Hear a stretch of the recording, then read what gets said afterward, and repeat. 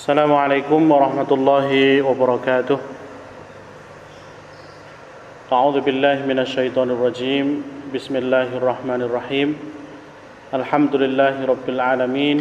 Alhamdulillahilladzi hadana li hadza wa ma kunna linahtadiya laula an hadanallah. Asyhadu an la ilaha illallah wahdahu la syarikalah wa asyhadu anna Muhammadan abduhu wa nabiyyuhu wa rasuluh. Allahumma salli wa sallim wa barik ala sayyidina Muhammadin wa ala alihi wa ashabihi ajma'in, thumma amma ba'du. Saudara-saudaraku dimanapun Anda berada, alhamdulillah pada kali ini kita bisa dipertemukan oleh Allah Subhanahu wa ta'ala dalam keadaan sehat walafiat. Alhamdulillahi ala kulli hal. Meskipun Allah sedang menguji kita semua dengan adanya wabah penyakit corona ini, salawat dan salam mudah-mudahan senantiasa tercurahkan kepada junjungan kita Nabi Muhammad SAW.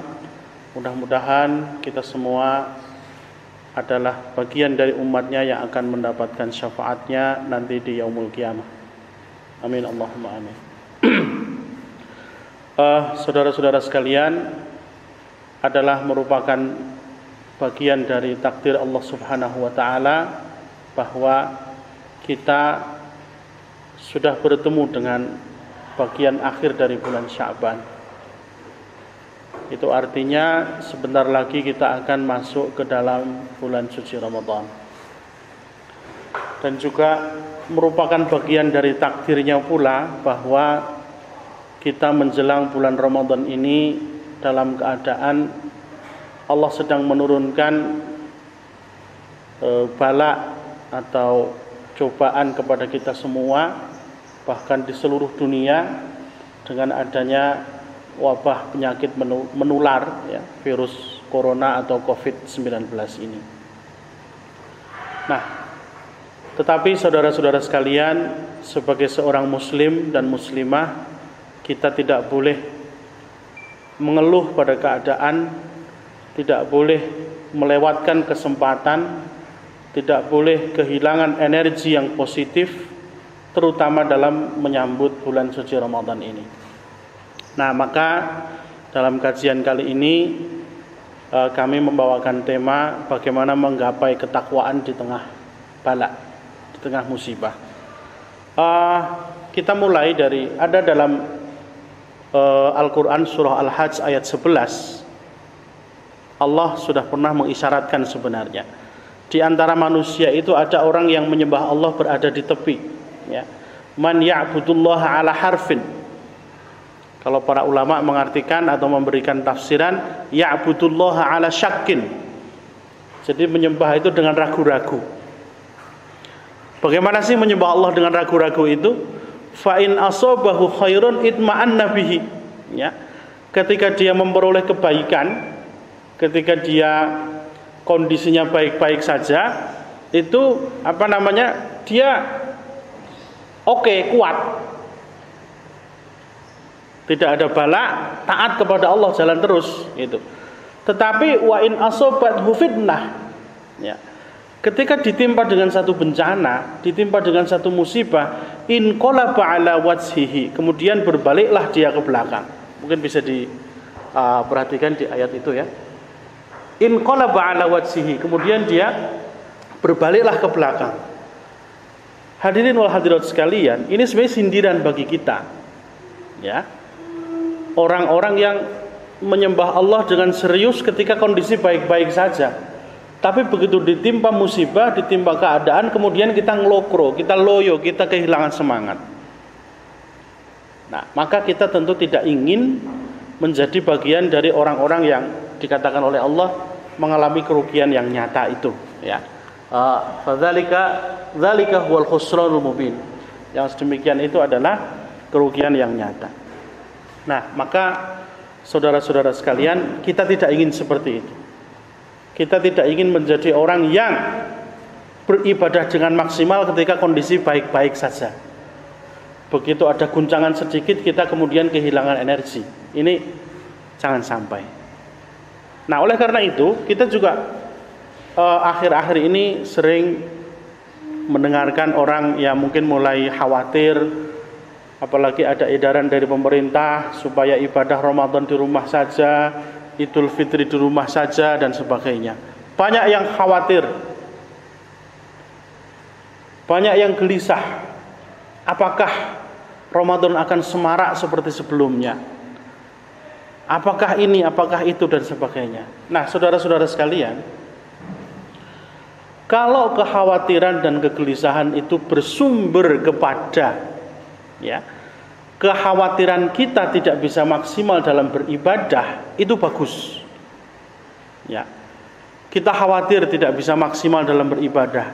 Kita khawatir tidak bisa maksimal dalam berpuasa. Khawatir tidak bisa maksimal dalam tilawatul Quran. Itu bagus. Dan berita gembiranya, kalau itu sumber kekhawatiran kita, insya Allah akan ada solusinya. Nah, tapi jadi masalah kalau sumber kekhawatiran kita itu adalah karena hal-hal yang bersifat duniawi.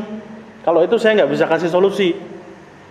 Wah, nanti nggak bisa kumpul-kumpul lagi, nggak bisa reuni buka bersama, nggak bisa belanja pakaian baru, nggak bisa sell, nggak bisa jual, nggak bisa dapat keuntungan banyak.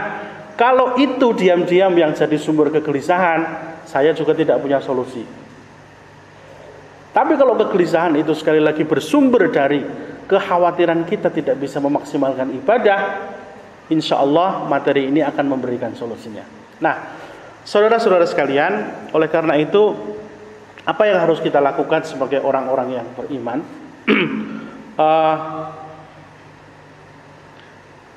Tentu ini memang harus kita cari solusinya, ya. Bagaimana ibadah nanti bisa tetap maksimal, ya. Pertama, saudara-saudara sekalian, marilah kita senantiasa berdoa selalu agar bertemu dengan bulan suci Ramadan. Saudara-saudara sekalian, mungkin sebagian kita ini masih belum sadar, ya. Kadang-kadang apa sih yang membuat kita itu gembira menyambut bulan suci Ramadan? Bayangan orang mungkin petasannya, bayangan orang mungkin baju barunya, bayangan orang mungkin tradisi-tradisi manusiawinya. Mulai saat ini mari kita geser. Para salafus saleh dulu, para nabi, para sahabat, nabi dan para sahabat, kerinduan mereka terhadap Ramadan itu adalah rindu untuk bisa meraih pahala yang sebanyak-banyaknya dengan ibadah yang sebanyak-banyaknya. Sebab pertemuan dengan Ramadan itu kemuliaan yang luar biasa. Coba saya gambarkan dengan satu kisah. Kisah ini kisah yang diriwayatkan melalui khobar yang sahih, bahwa dahulu ada dua orang sahabat di zaman Rasulullah, sahabat karib. Kemudian yang satu, mereka berdua ini sama-sama ikut di dalam jihad fisabilillah, perang di jalan Allah. Qadarullah, kemudian salah satu di antara mereka itu syahid ketika perang itu. Sementara yang satu masih tetap hidup, kemudian menjumpai Ramadan di tahun berikutnya, kemudian baru meninggal dunia dengan keadaan yang biasa, dalam artian tidak dalam kondisi perang. Anehnya kemudian salah seorang sahabat namanya Thalhah bin Ubaidillah, ini salah satu dari 10 sahabat yang dijamin masuk surga. Dia bermimpi bahwa dalam mimpi itu dia melihat sahabat yang tadi meninggal belakangan, yang matinya biasa tidak dengan mati syahid, itu justru lebih mulia dibandingkan yang mati syahid, bahkan dimasukkan surga oleh Allah lebih dulu dibandingkan yang mati syahid. Nah, sahabat Thalhah kemudian penasaran ya dengan hal ini. Penasaran, kenapa kok bisa begitu ya? Akhirnya beliau matur itu apa? Menyampaikan kepada Rasulullah, wahai Rasulullah, kok begini? Kok yang tidak mati syahid malah masuk surga duluan? Nah, Rasulullah kemudian menjawab, ya, alaisa qad makatha hadza ba'dahu sanah. Ini bisa dilihat di sini, ya. Alaisa qad makatha hadza ba'dahu sanah? Bukankah yang masuk surga duluan itu hidupnya masih 1 tahun lebih lama? Qalu bala, iya betul wahai Rasulullah. Qala wa atraqa Ramadan fasoma wa shalla kadza wa kadza min sajdatin fi sunnah.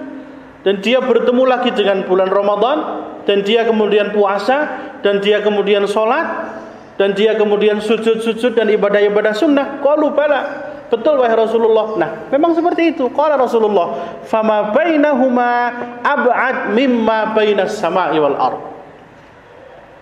Jadi jarak antara yang mati syahid dengan yang mati belakangan menemui Ramadan sekali lagi tadi, itu seperti bainas sama'i wal ardh, seperti antara langit dan bumi. Coba, ini luar biasa kan? Ketemu Ramadan sekali saja itu sudah berlipat kemuliaannya dibandingkan dengan orang yang mati syahid. Coba, siapa yang tidak ingin di antara kita ini untuk mendapatkan kemuliaan-kemuliaan seperti itu? Diutamakan masuk surga dan sebagainya.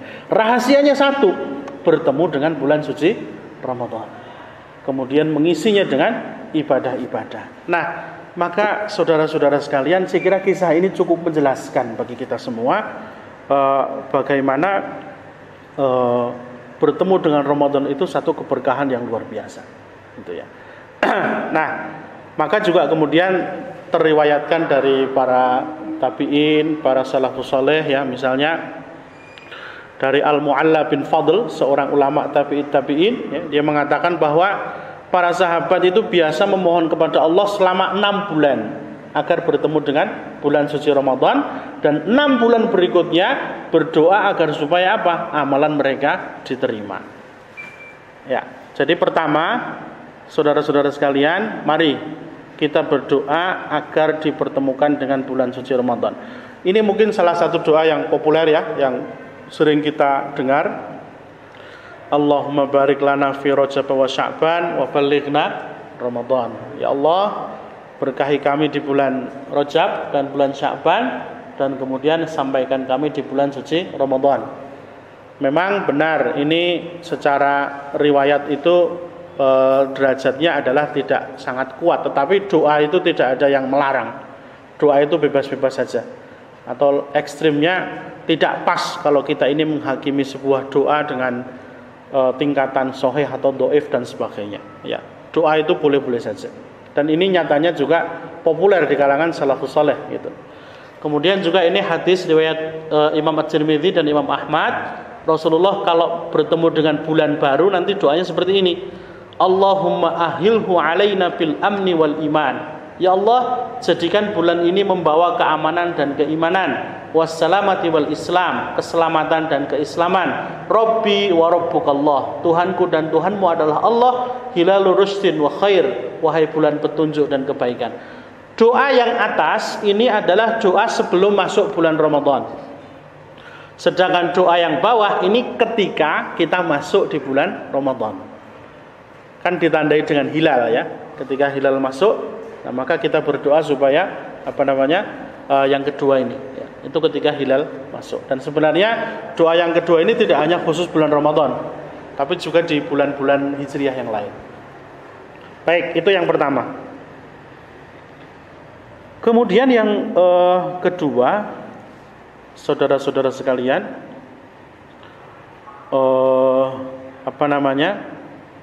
agar kita tidak kehilangan makna Ramadan dari meskipun dalam kondisi seperti ini, ya, itu adalah mari yang kedua kita menghadirkan hakikat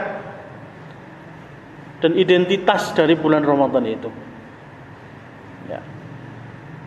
Apa sih hakikat dan identitas bulan Ramadan yang utama? Saya kira ini sudah menjadi pemahaman kita semua, bahwa yang namanya Ramadan itu intinya 3: Syam, Qiyam, dan Al-Quran, ya. Syam, puasa; Qiyam, sholat malam atau menghidupkan ibadah di malam hari, ya. Kemudian Al-Quran, yaitu Al-Quran. Jadi saudara-saudara sekalian, kalau kita fokus pada identitas Ramadan ini, sebenarnya tidak ada yang perlu kita khawatirkan, mau COVID mau nggak COVID. Selama 3 ini kita maksimal, itu insya Allah Ramadan kita akan tetap bermakna. Bahkan bisa jadi maknanya akan lebih lagi. Ya Pak, siam. Saya kira ini sudah banyak juga penelitian dari para dokter ya, bahwa wabah COVID ini tidak akan membuat kita kehilangan energi untuk puasa. Tetap kuat untuk puasa. Tapi tentu dengan menu gizi dan sebagainya yang sekiranya mencukupi.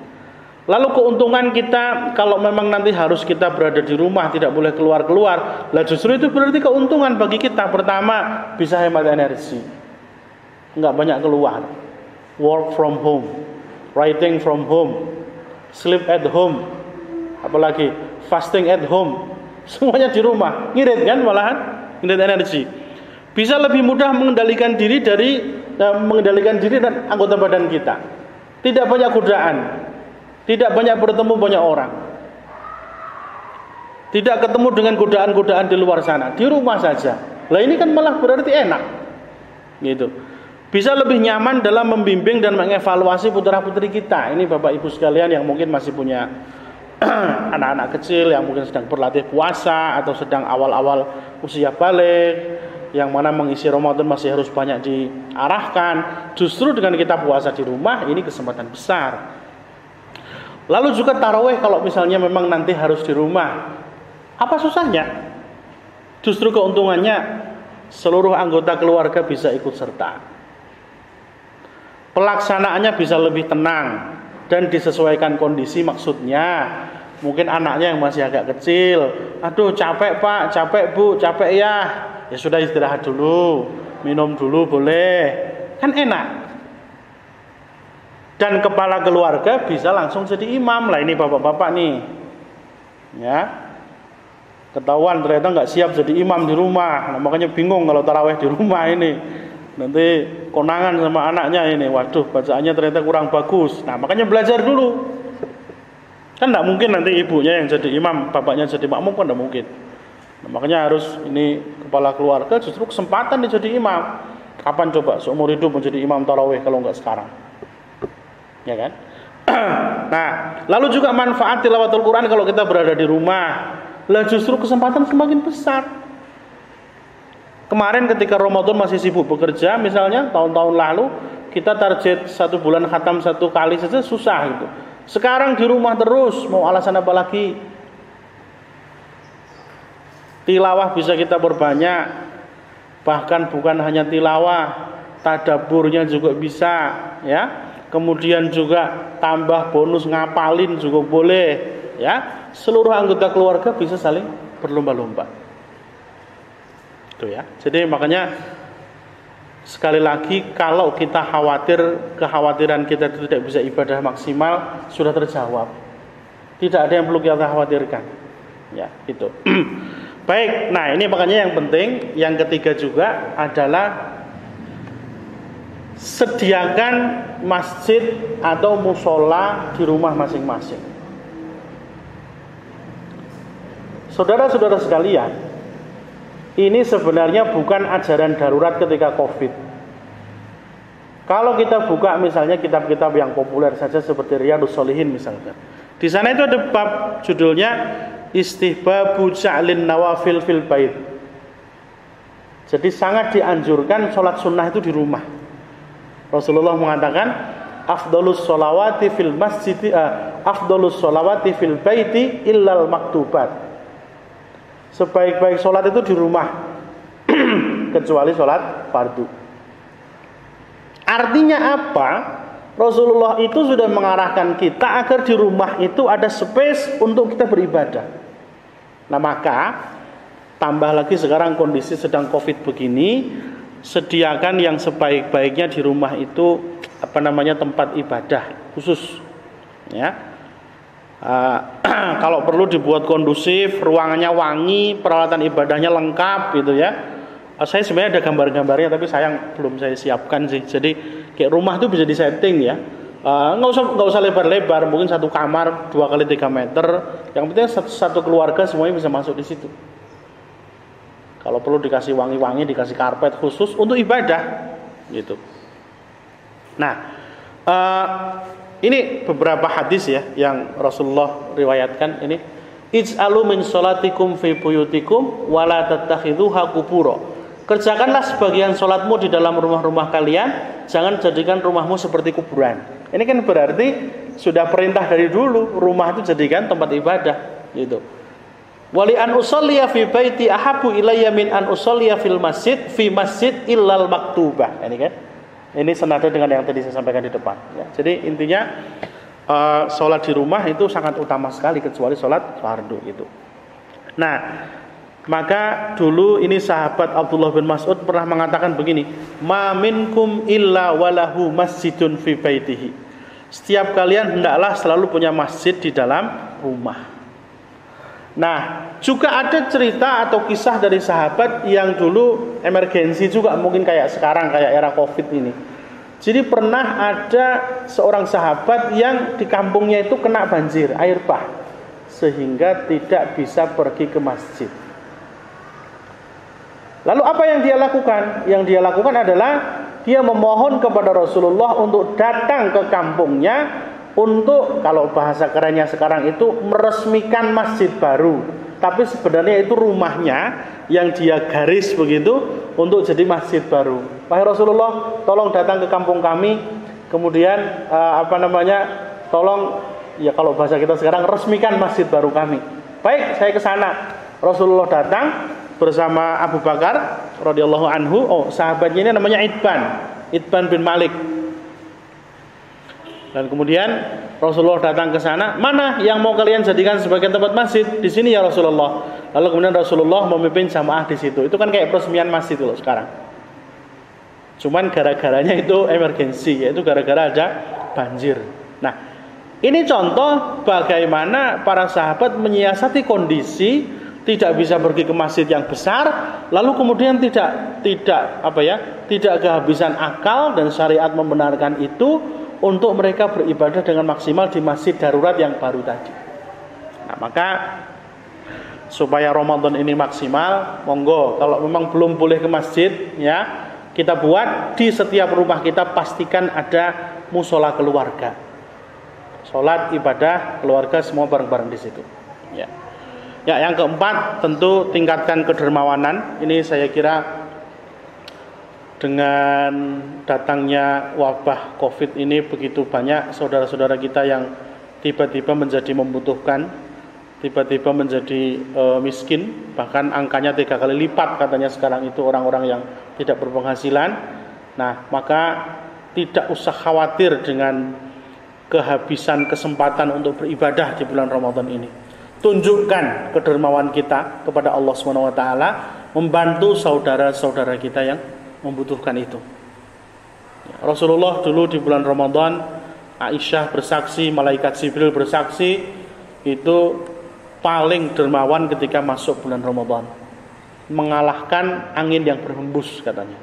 Itu yang keempat ya. Jadi mari tingkatkan kedermawanan dengan cara apapun. Kalau sekarang tidak bisa buka bersama, tidak bisa iftar on the street, tidak bisa sahur on the street, tidak bisa kirim iftar ke masjid, sudah tidak ada sulitnya Anda semua untuk mencari orang-orang yang membutuhkan di sekitar Anda, di kampung Anda, di sekeliling Anda yang terdampak ekonominya gara-gara Covid ini. Silahkan dicari, datang kepadanya, berikan bantuan, tidak usah juga orang lain tahu, nggak apa-apa.